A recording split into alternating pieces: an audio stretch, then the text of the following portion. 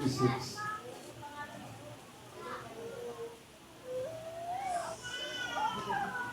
Kung kayo ay papalayain ng anak, kayo ay lubos na pinalaya.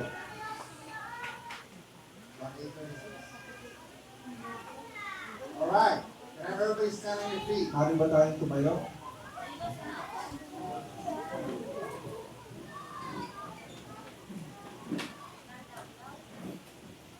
Are you ready? Kayo ba'y handa na Repent of your sins.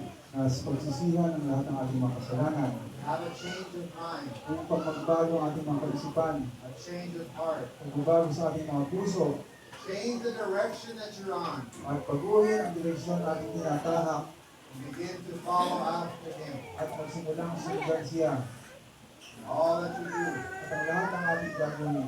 Follow after Him in your marriage. Sundin siya sa lahat ng bagay sa ating buhay. Follow after Him in your relationship. Sundan siya sa ating mga relasyon. Follow after Him Sundan siya with your money. sa ating mga panlalaki. Follow after Him Sundan siya even with your attitude. sa pamamagitan ng ating mga pagbubuhay. Let Him change you. Kaya magpuhin ka niya. Yeah. I want you, there'll be no movement now at this time. Ngayon ay tayo manatili sa ating mga kinilalagyan. At this moment, Sa panahon ito, I believe ako'y naniniwala the Holy Spirit na ang banal na Espiritu moving in this place. ay tumutulong sa ating kalagitnaan.